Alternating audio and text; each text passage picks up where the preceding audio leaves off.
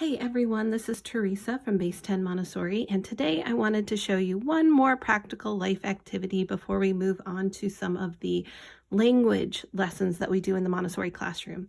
So this activity, this lesson is folding, and it is an official lesson that's in my album, so I actually had to learn how to do this, and one of the materials I was required to make during my training was napkin folding. So I made these for my training, and I'm not the best sewer in the world, and I didn't have the best machine to work with, so it was very stressful. So these, even though they may look very simple, are very special to me after I made a million napkins just to make sure I got some that I thought looked decent. So anyways, napkin folding is really important in the practical life area.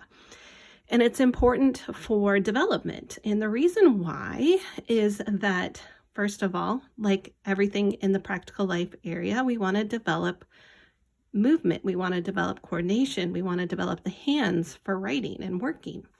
And so this develops exact muscular control. So anytime you're teaching a child how to do folding in the 0 to 6 age group, it actually develops muscular control. So this is a really great activity for your child to help them develop movement and control.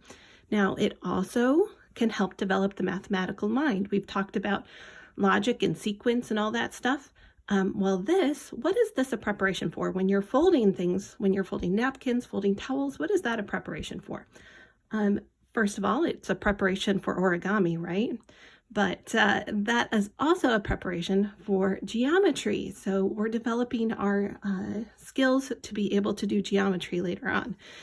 So that is an important part of what we're doing with the napkin folding in the Montessori classroom. So remember, don't just look at this as a chore. This is developing movement. It's developing the mathematical mind, right? So, and of course, it's helping to take care of the environment. Also very important when you're talking about making sure that the child feels as though they have a role in the community, a role in the family. They have a purpose. So that's really important too, that self-esteem that they get from being able to do this type of stuff. So let me show you how we would present this in the Montessori classroom. And think about also, what is the point of interest as I'm going through this? And I think I'll wait till the very end to tell you what the point of interest is, just so you can be thinking about it as you're watching this. So I'm going to start out with my very first napkin. And if you're really good at sewing, and hopefully this shows up well enough, and I'll point it out to you right here. Here's my line. If you're really good at sewing, or even if you're not so good at sewing and you just want to draw a line instead of sewing it, you can easily make this activity at home with some scrap material.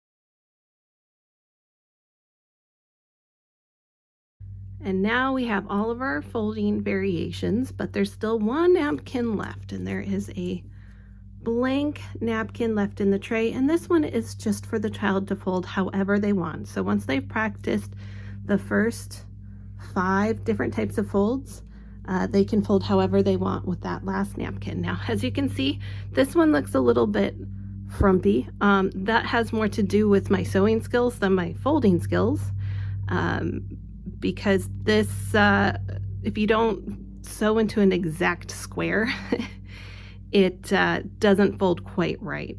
So if you're better at sewing than I am, and better at cutting than I am apparently, this will look better than what I just did right here. So it's a little bit of a tricky one, I'll admit. There, I think I flattened it out just enough that it looks a little bit better. So anyways, this is the one that I have the most trouble with. That one's a little bit tricky. So how you sew it, the more accurately you sew it, the better it will turn out for the child as well as for yourself. Other than that, I hope you picked up on the point of interest. The point of interest was in folding along the lines, those lines. So there you go. That was the point of interest. If you found that there was another point of interest or something else that you were really attracted to in this lesson presentation, let me know in the comments below. And hopefully you've enjoyed napkin folding. Now, once you have shown your child how to do all these different folds, give them lots of laundry, lots of napkins, do lots of folding activities. In my classroom, we do a lot of laundry, so there's always something to fold, and I sit down and I fold with them. And when you sit down and you fold with them and you just make it a time when you can just sit next to the child and do some folding, I've found that as soon as you sit down and start doing this, I'll have like 10 children around me wanting to fold too. So make it an enjoyable experience, make it something that they're really attracted to instead of a punishment or a chore. It's just something that you get to do together, and eventually that's going to transfer over to them doing it independently. So that's all I have for you today. So I hope you liked this. If you did, like, share, comment, subscribe, and I will see you in the next video.